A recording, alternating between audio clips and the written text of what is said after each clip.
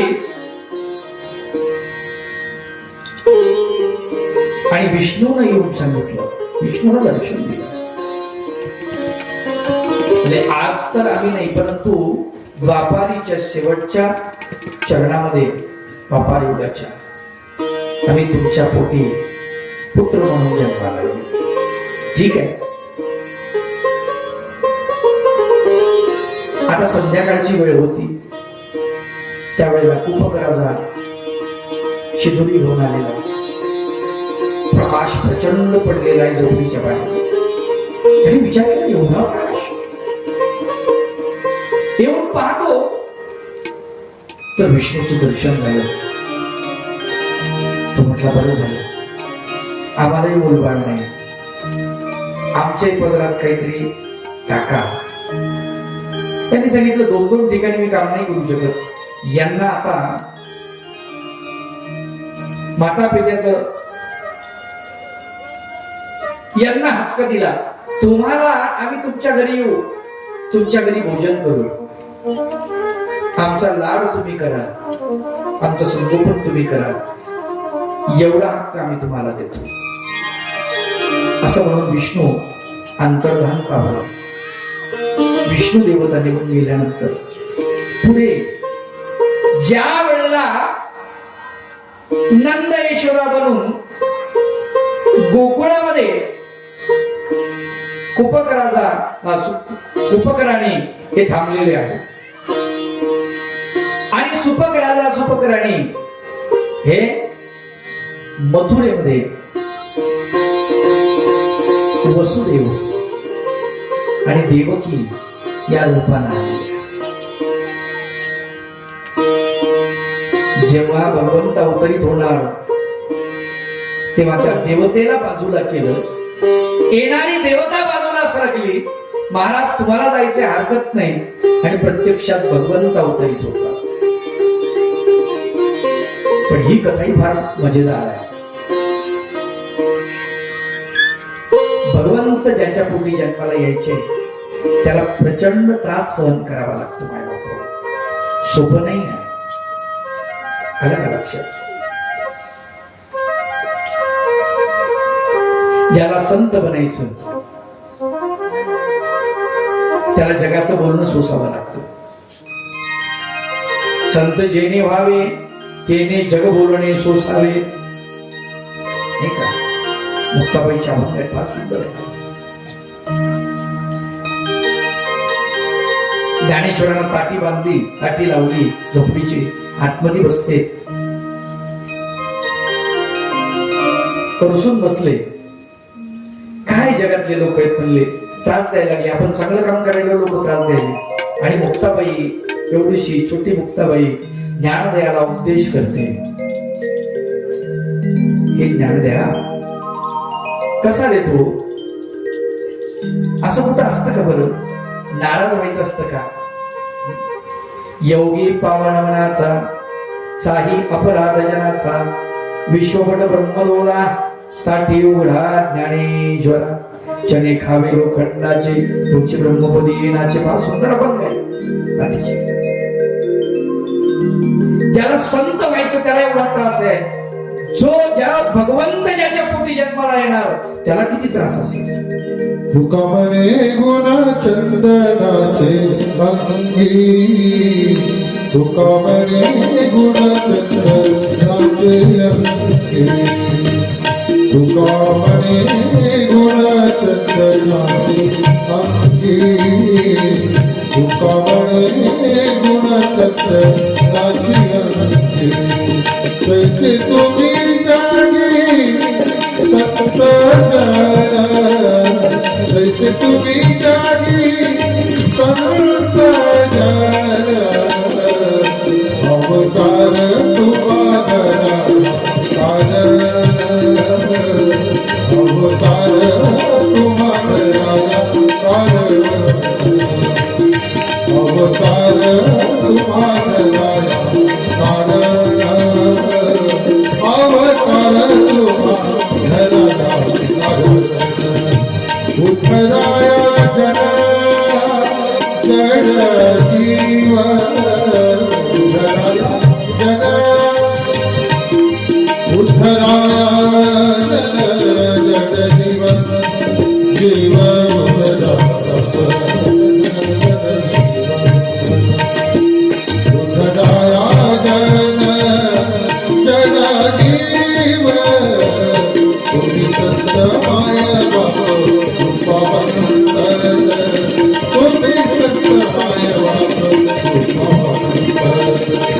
कोणी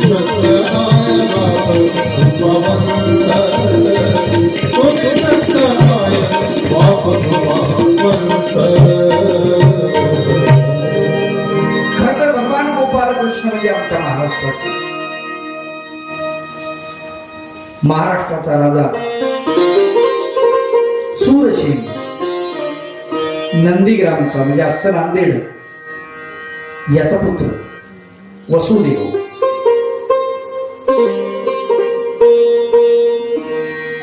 अत्यंत सत्शील सदाचरणी सद्वर्तनी अशा प्रकारचा असलेला हा वसुदेव कोवळा सडसडीत बांधा सिंहासारखी छाती गोरा पान देखना आगरी तसाच निष्पाप नेत्राचा काही गोष्टी अशा असतात ज्या चांगल्या असल्या ना जगामध्ये तर त्याची कॉपी बनल्या जाते चांगल्या गोष्टीची कॉपी लवकर होते कॉपी म्हणजे प्रति डुप्लिकेट हा जगाचा नियम आहे वसुदेवाचं वर्तन वसुदेवाचा आचार विचार त्याचं वागणं या सगळ्या गोष्टीचा परिणाम नंदीग्रामच्या प्रजेवर होत होता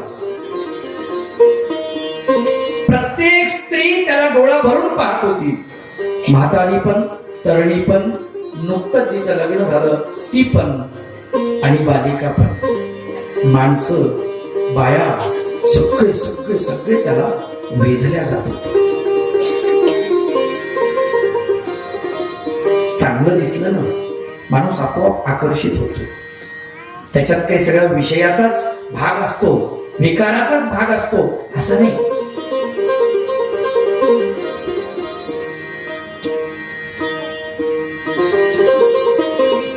विकार हा दुय्यम आहे ज्याच्या डोक्यामध्ये बसलाय ना त्यालाच वाटतं हे विकार आहे म्हणून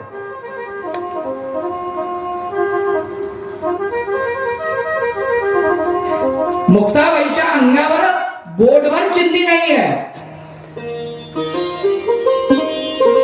स्नानगृहामध्ये बसलेली आहे आंघोळ करते आणि राजा भृतुहरी जेव्हा येतो भिक्षा मागण्यासाठी भिक्षा देही मुक्ता तशीच धावत पळत जाते भिक्षा मागण्यासाठी तिला भान नाही की आपल्या अंगावर वस्त्र नाही आणि आपण कसं जावं भृतुहरी जेव्हा तिला पाहतो मुक्तेला तेव्हा तो म्हणतो पापम पापम पापम पळत सुटतो एकदम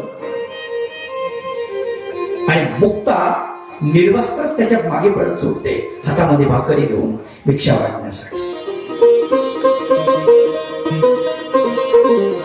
जेव्हा मच्छिंद्रनाथाच्या जवळ भृतुहरी जाऊन पोहोचतो म्हणले पापम पापम पापम जे सोडण्यासाठी सगळं मी कटपट केली जग सोडलं म्हणले प्रपंच सोडला आणि ते माझ्या पाठीमागे येत आहे म्हटले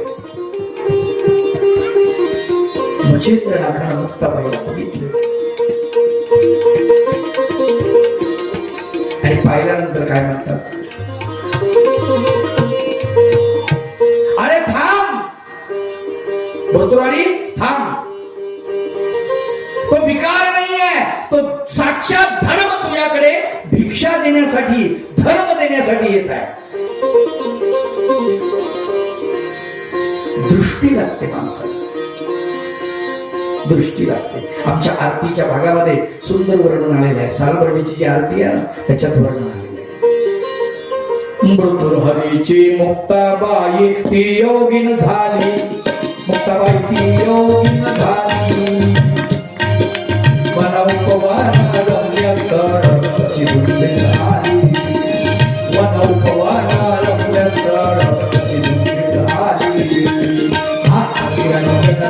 देवळी त्या गोपे बसली मुक्ताबाई ना गोपे बसली एवढं साधना घडली समाधित झाली योग साधना करणी आशा दे कोणी आनंदने बहू आनंदने बहू कंदमुळाचे आरोग्य वाढत घेऊ कंदमुळाची आरोग्य वाढत घेऊ रोज वाटते मनाचा चाल करणी प्रभू चाल करणी प्रभू हे देवळाच्या राजी चाल सगळ्या जाऊ हे देवळाच्या राजी चाल सगळ्या जाऊ ती मुक्त धर्म ज्याला म्हणतो ना आपण. दोघांची नजर पडलेली आहे. भृतुरारीची नजर पडली. भृतुरारी म्हणतोय पाप आहे. तिच्याकडे पाहून मच्छिंद्रनाथ म्हणतात साक्षात धर्म तुझ्या पाठीमागे येतोय. वेड्या धर्म तुझ्याकडे येतोय. धर्म नजर लाग.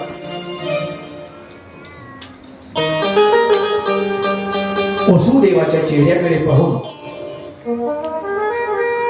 गावामध्ये ज्या नवविवाहिता आलेल्या होत्या तरुण स्त्रिया मंत्रमुग्ध होऊन जायच्या, आनंदित होऊन जायच्या. वा काय सत्शील पुरुष आहे, काय चांगला आहे, किती सुंदर डोळे आहेत त्याचे, किती सुंदर चेहरा, किती पवित्र आहे असं त्या मावळ्यांना वाटायचं. सतत तो चेहरा डोळ्यापुढे असायचा त्यांच्या. त्याच्यामुळे काय झालं, त्या स्त्रियांना पुढे मुलं झाली. ती सगळी मुलं वसुदेवासारखी निघाली पाहायला देखायला. गावातल्या दुष्टांनी राजाकडे तक्रार केली. म्हणाले महाराज तुमचा मुलगा जो आहे राजकुमार हा व्यभिचारी आहे, चांगला नाही. वसुदेवाला याचा कल्पना सुद्धा नाहीये. जेव्हा वसुदेवाला दरबारामध्ये बोलवलं, त्याला अपमानित केलं. राजाने सांगितलं अरे प्रजा ही पुत्रासारखी असते, मुलासारखी असते, त्याच्यावर मुलासारखं प्रेम करायला पाहिजे आणि तू प्रजेशी व्यभिचार करतोस. हो तुझ्या यज्ञगाडीवर. त्याने हात जोडले म्हणले महाराज माझा ऐकून घेता. अहो माझा काहीच दोष नाही आहे. दोष नाही म्हणतो, तुझ्यासारखी मुलं कशी झाली हे महाराज मला काय माहिती. माझं तर चरित्र असं आहे मातृवत परदारीषु परद्रव्येषु माझी पत्नी सोडून बाकी सगळ्या स्त्रियांना मी माते समान मानतो. माझा काहीच दोष नाही म्हणजे महाराज. जाय माझ्या राज्यातून निघून. ठीक आहे हरकत नाही, राज्य तुमचं आहे, अधिकार तुमचा आहे. बघा पुत्र असावा तर कसा असावा. बापाला नाराज नाही केलं, निर्दोष असून सुद्धा.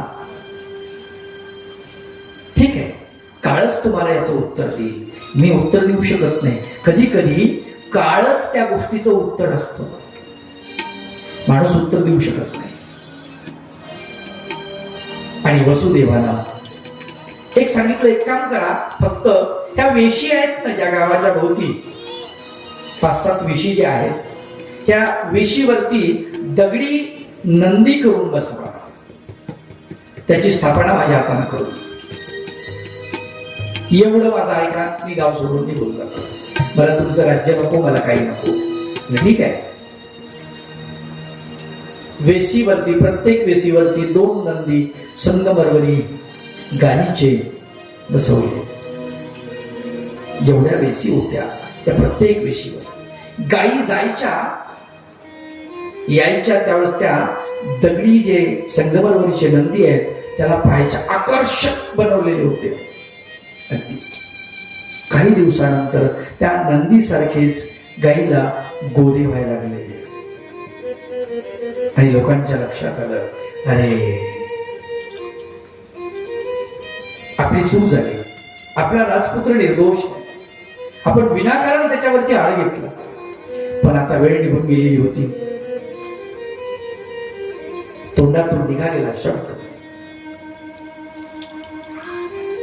जुबान से निकल गया शब्द और कमान से निकल गया तीर, दोबारा वापिस नहीं आता.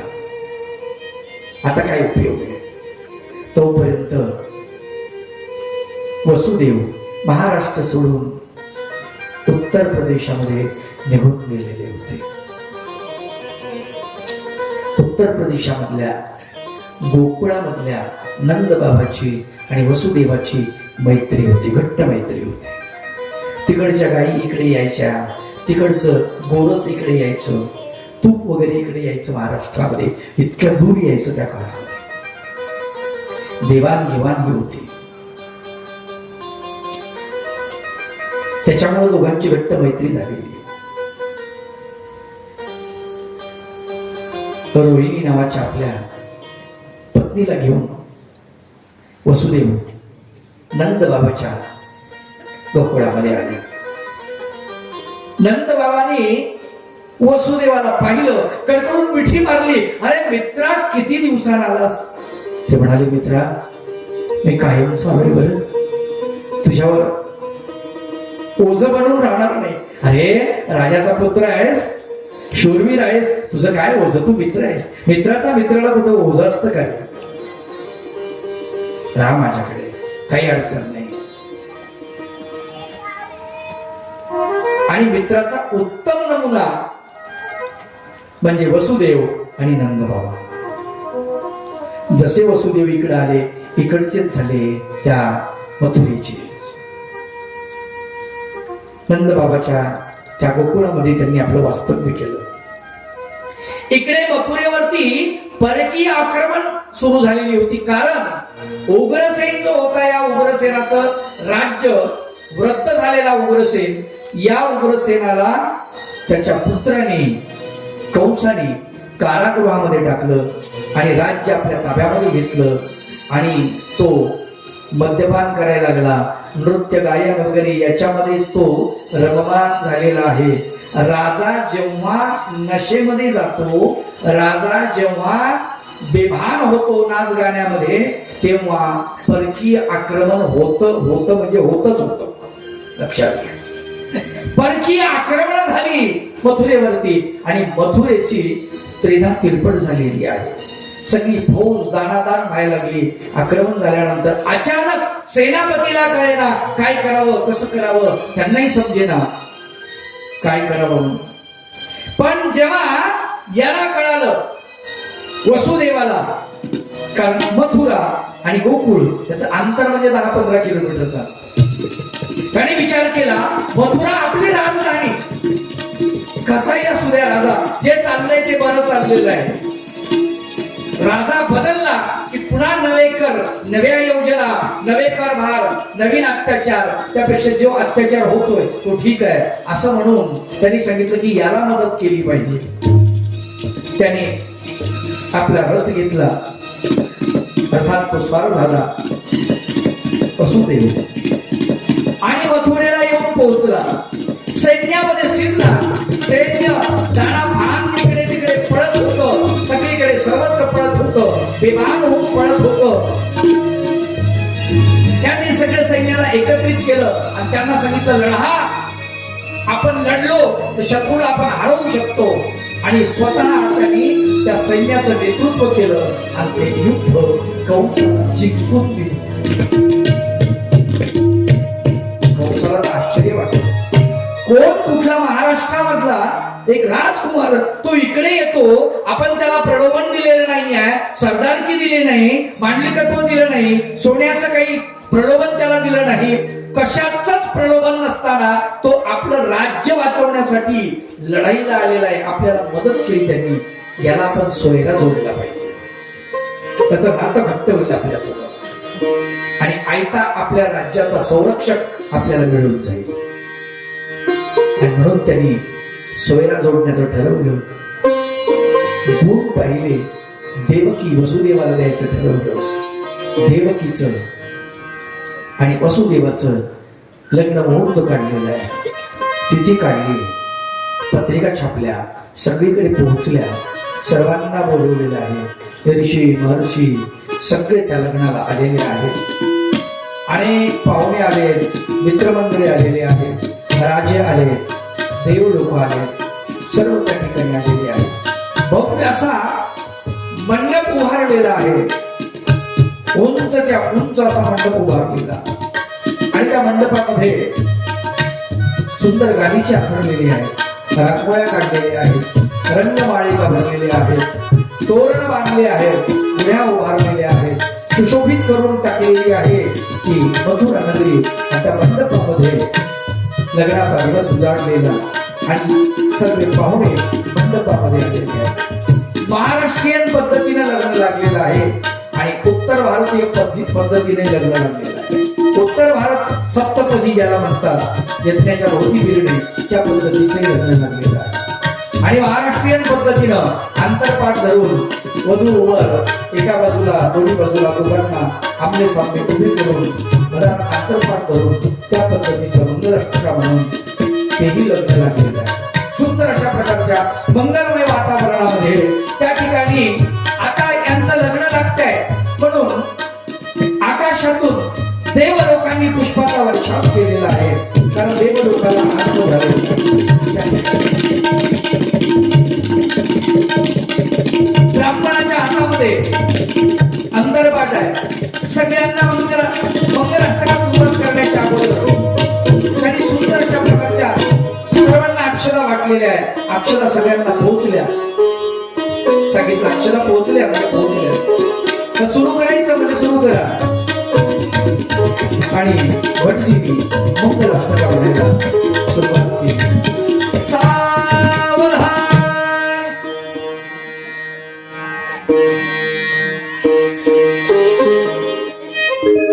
राजा भीम रुक्मिणी शयनी देखो निखिल ताकरे ही कन्या सगुणावरा रूपवरा गवणा सम्या दीजे विचार कृष्ण नवरा दासी समर कुमणे रुखवावडी दासी कुशने कुर्या सदा मंगलम पदोयो भवतु सावधान. लग्न लागलेलं आहे वसुदेव आणि देवकीचं. वातावरणामध्ये कवालीचे मंगल वाद्य वाजताय. कवालीची प्रसन्नता त्या वातावरणामध्ये आलेली आहे. लग्नगीतांचा भडीमार सुरू झालेला आहे. शुभ मंगल सावधान सावधान.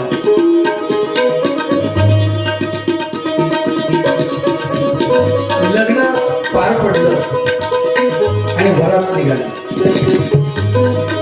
वरातीमध्ये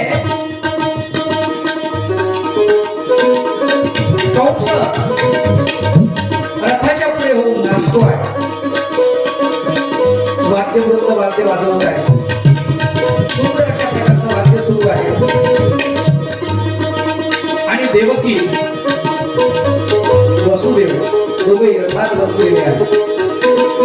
कंस विभाग होऊन बहिणीच्या लग्नामध्ये नाचतो आहे. त्याला प्रचंड आनंद झालेला आहे. असा सोयरा मी जोडलेला आहे की माझ्या राज्याचं रक्षण आता इंद्रालाही गप राहा म्हणणारं सामर्थ्य या सोयऱ्यामध्ये आहे. सगळीकडे लोक खुश आहेत.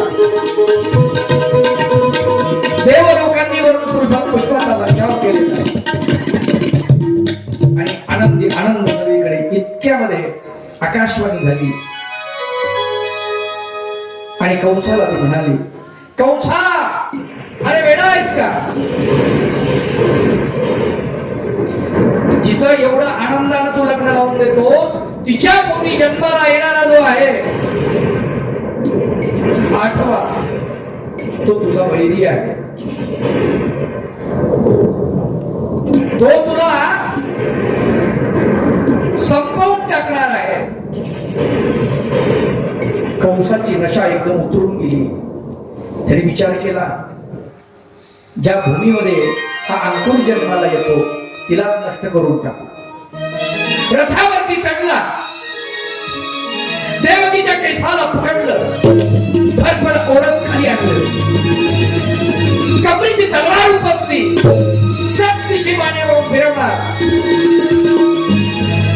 कंसाला हात वर केलेला, वसुदेवाने त्याचा हात वरच्यावर पकडला. म्हणजे महाराज क्षमा करा, स्त्री हत्या, आपण शूर आहात, स्त्रीवरती हात उचलणं आपल्याला शोभा देत नाही. कशासाठी भागवत ऐकण्याचं लक्षात ठेवा. स्त्रीवरती शूरवीरानं कधीच हात उचलू नये, हा नियम आहे, शिकवतात वसुदेव. कुणाला? कंसाला. स्त्रीला मारायचं नसतं.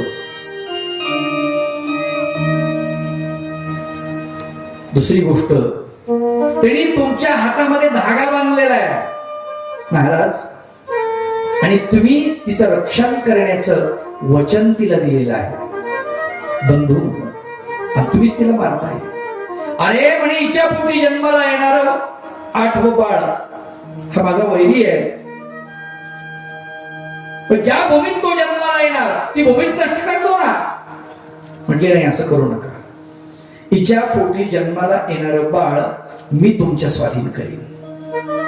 नक्की? म्हटले माझा शब्द आहे, हा वसुदेवाचा शब्द आहे. आमची परंपरा अशी आहे, एकदा आम्ही वचन दिलं की वचन मोडत नाही.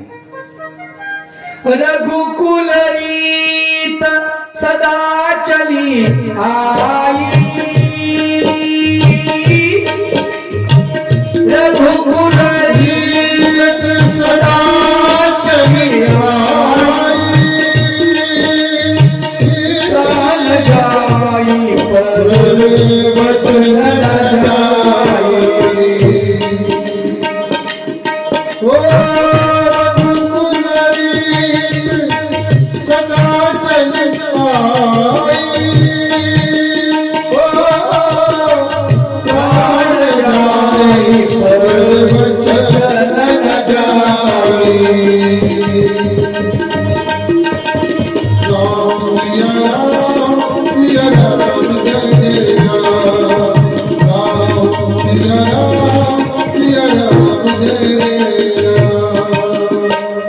त्रेतायुगापासून आमची परंपरा आहे, एकदा वचन दिलं की आम्ही मोडत नाही. मग प्राण गेला तरी चालतंय. प्राणाची पर्वा करणारी माणसं आम्ही नाही. महाराज, हिला झालेला प्रत्येक पुत्र मी तुमच्या स्वाधीन करेन. ठीक आहे, काय हरकत नाही. पण यांचा काय भरोसा? कारागृहामध्ये टाका, जेलमध्ये जेल. लक्षात घ्या, भगवंत त्यांच्या पोटी जन्माला येणार आहे आणि त्यांना कारागृहामध्ये जावं लागेल. कारागृहामध्ये प्रपंच सुरू झाला.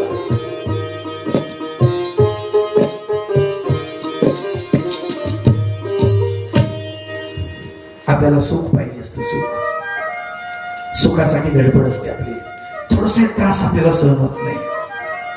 देवाच्या नावानं तक्रार, आमचंच कोण वाटोळं झालं, आमच्याच वेळेत देव कुठं गेला, कुठं झोपला, आमच्याच मागं पाहून लागला. आम्ही एवढा देव करतो आणि मस्त त्याला उदबत्ती नेतो, नारळ नेतो, तरी ते आमचं काही बरोबर करत नाही. तेवढ्या तक्रारी असतात. विचार करा,